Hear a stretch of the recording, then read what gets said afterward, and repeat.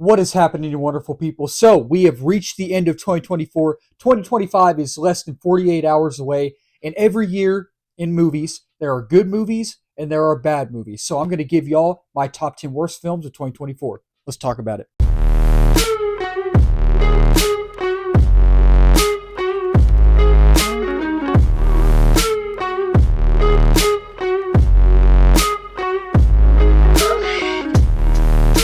And starting off the bat at number 10, I did not see this movie in theaters. It released in January. I watched it right here on this TV, on streaming. I.S.S. This movie just, it like, it's so frustrating because I was literally, I was watching the film, but I was on my phone almost the entire time. And I think I had to pause it as well. And I think I went up to go do something else. Like, it just, it's so boring.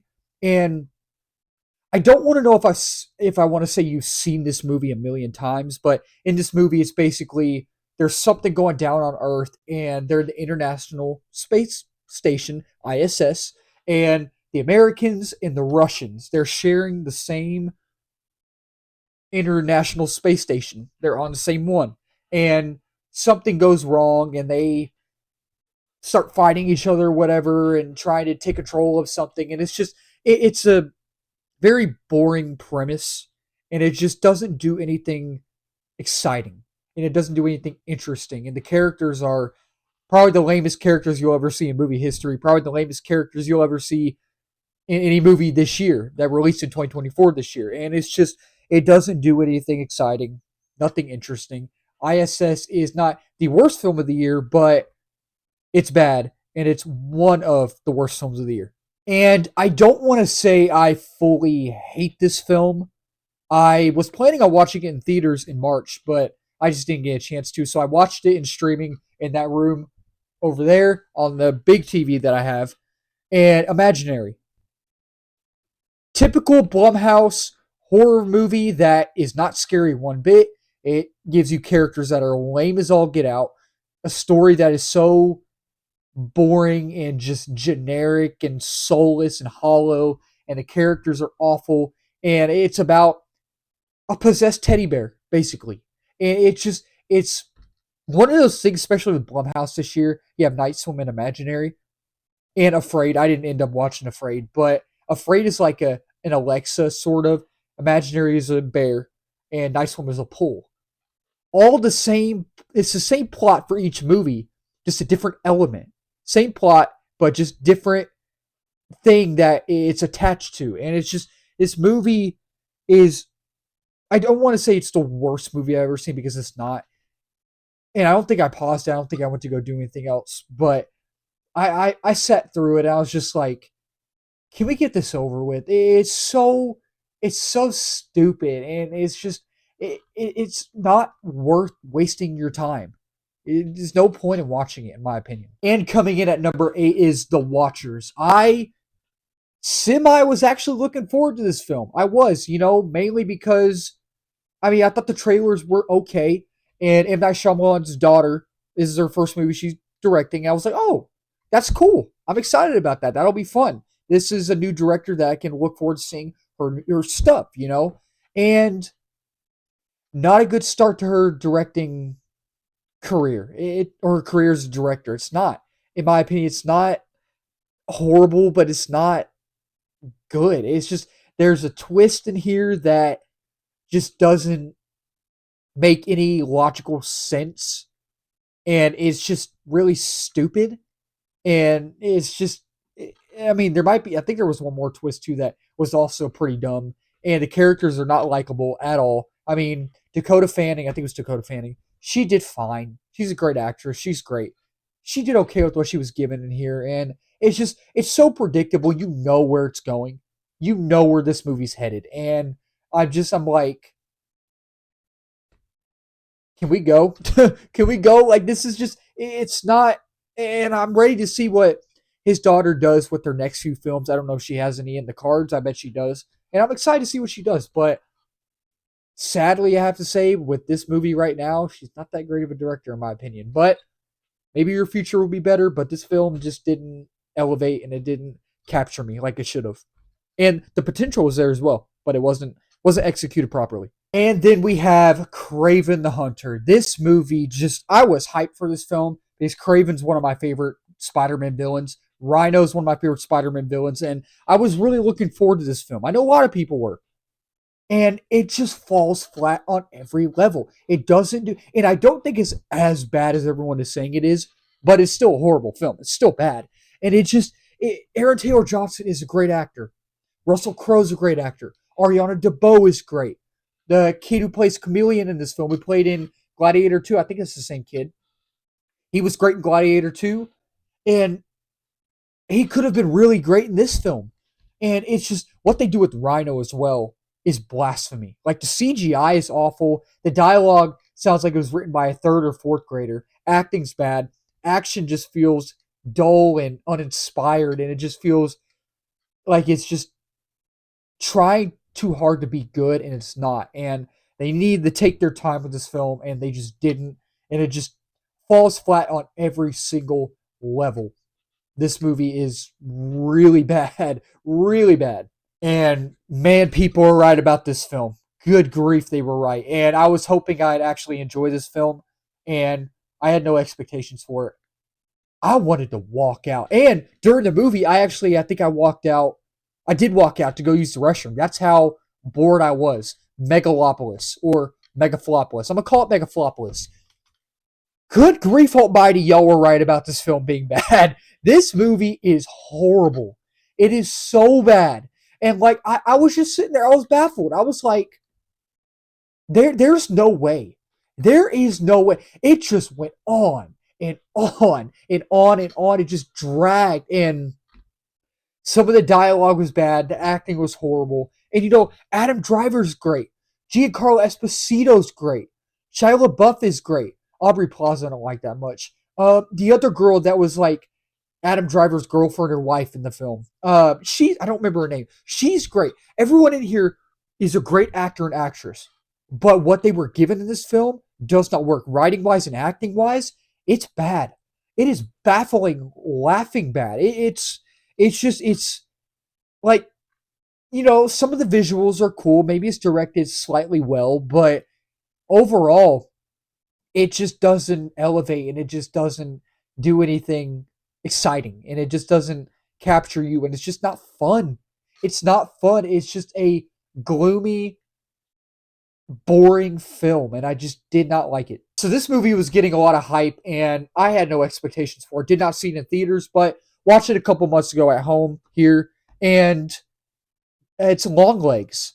And I don't think this movie is like horrible, but I didn't enjoy myself. I just found it weird, and I found it just strange. And Nicolas Cage is great. Who doesn't love Nicolas Cage? And I don't know her name, but the actress in here, she was good. I just it's very bizarre, and I found myself not interested in this story. And Nicolas Cage plays a great villain, and the actress in here again, don't remember her name. She played a good hero, if that's what you want to call her. You can call her that. And but at the same time, I just didn't find myself enjoying this story. And I didn't find myself enjoying these characters, and it's disturbing. And there's a lot of stuff in here where I'm like, I don't want to see that. I don't want to see that, and it just didn't work for me. It didn't work for me. And I can see the potential and understand why a lot of people really enjoyed this film. But it didn't work for me. It just didn't. I don't want to say I was bored, but it just didn't work for me. It really didn't. And I was really looking forward to this film. I was, and they released the trailers for it, and I was like, okay, these trailers are actually pretty good.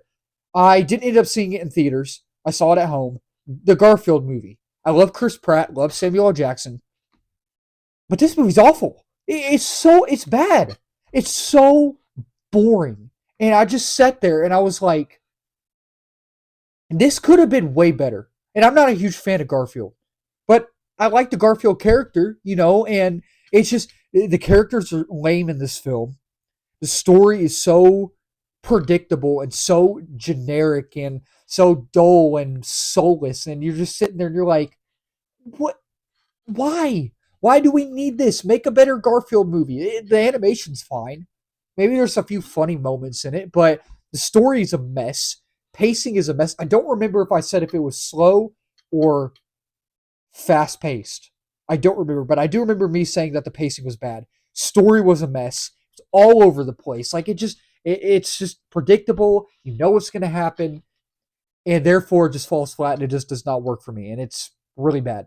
And man, this is a movie I was actually kind of looking forward to as well. The Tiger's Apprentice. They didn't release it in theaters. They released it on Paramount Plus, so I watched it. This movie made my head hurt. It made my head hurt. I was sitting there like, what's the point in this? Like the animation looks like it's from the early 2000s and it's like dated and characters are not likable.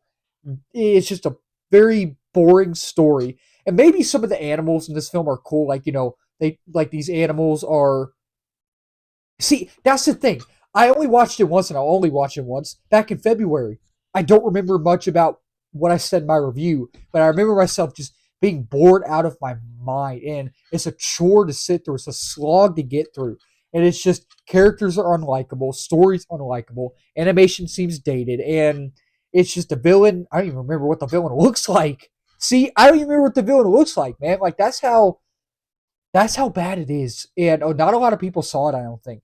I don't even think a lot of people were talking about it. Like it's really bad. It's bad. And coming up on my last two, Rebel Moon Part 2, The Scargiver.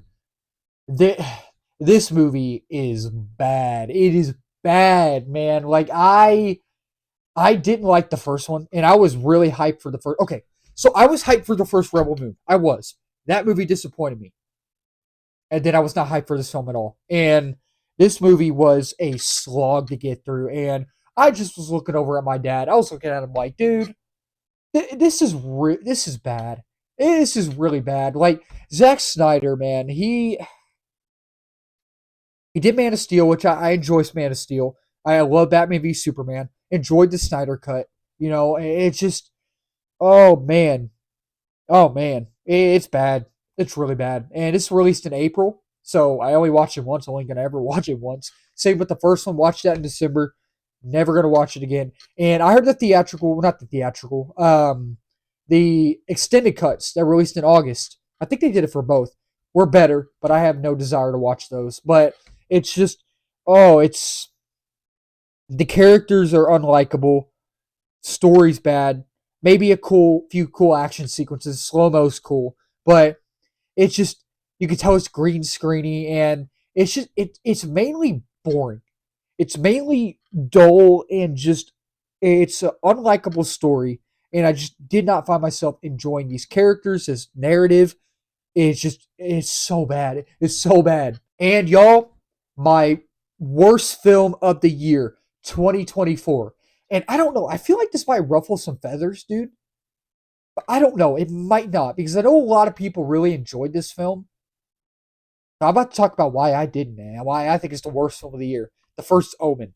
Again, this might ruffle some feathers, but because I know a lot of people enjoyed it, but I wanted to walk out of this movie. I wanted to, and I used the restroom during this film. I got up because I couldn't take it, mainly because this movie is so grotesque and it is so nasty.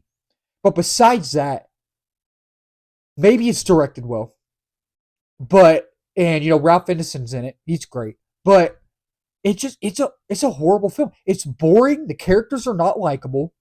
It's just you don't get attached to these characters. You don't get engaged in this narrative and what is trying to propose to you and what is trying to give you. And and I love 20th Century Studios. They're great. But I just did not find myself enjoying this film. It's boring.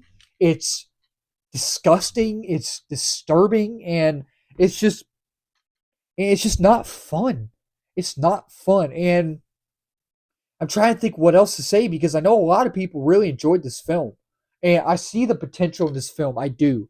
I understand where they were going with this film. I do. But overall, at the end of the day, it's it's bad. It's really bad in my opinion. I didn't like it one bit, and I would never watch it again. And I try to think about all these other movies, especially my other top 9 worst movies of the year, if those are better than this film. Well, if those films are worse than this film, if the first one is better, if it's better than all these other films, I should say, it's not. I keep on thinking about that, and I'm like, I keep thinking about it, and I'm like, no, it's not. So that'll wrap up this video. Thank y'all so much for watching. If you're new to the channel, do not forget to subscribe, like, comment, share on this video.